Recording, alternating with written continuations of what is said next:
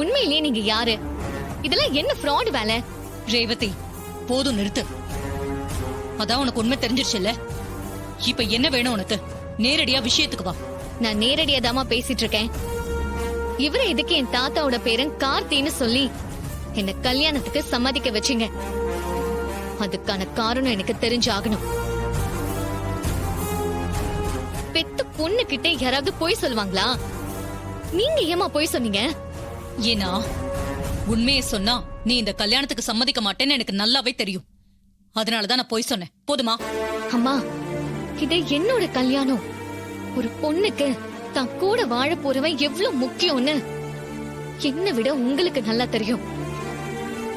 தெரிஞ்சும் எப்படிமா இப்படி ஒரு விஷயத்தை என்கிட்ட இருந்து மறைச்சீங்க? ரேவதி, உன் அம்மா எது பண்ணாலும் உன் நல்லதுக்கு தான் பண்ணுவா. நான் என் அம்மா கிட்ட மட்டும்தான் பேசிட்டு இருக்கேன். வேற யாரும் குறுக்க பேச வேண்டாம்.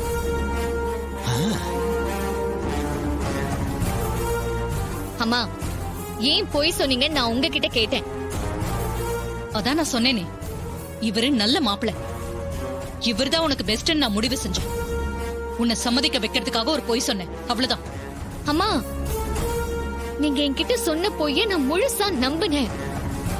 இந்த வீட்டோட நல்லது நினைச்சோம், நம்ம ரெண்டு குடும்பமும் ஒன்னா சேரும் நினைச்சுதான் நான் இந்த கல்யாணத்துக்கே சம்மதிச்சேன். எப்போ இவர் என் தாத்தா ராஜா சேதுபதியோட பேரை இல்லன்னு தெரிஞ்சதோ அப்பவே இந்த கல்யாணம் நான் வேண்டான்னு முடிவு பண்ணிட்டேன்.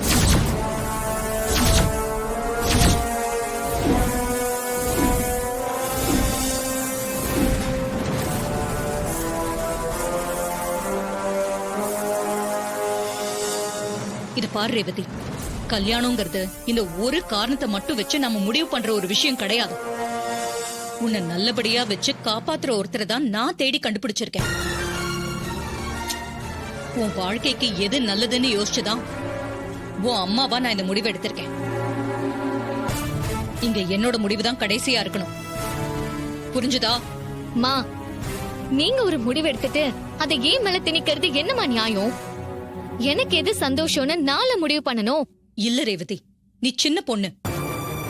உன் முடிவு இமோஷனலா இருக்கும். ஆனா நான் நாளையே யோசிச்சுதான் ஒரு முடிவு எடுத்திருக்கேன். அத நீ ஏத்துக்கிறது தான் உன் லைஃப்க்கு நல்லது.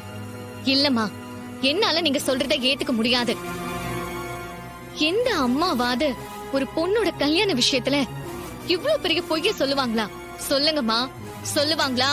ஆமாண்டி, பொய் சொல்லிதான் சம்மதிக்க வச்சேன். அது தப்புதான். அதுக்காக உனக்கு தகுதி இல்லாத ஒருத்தனையா நான் கை காட்டினேன்?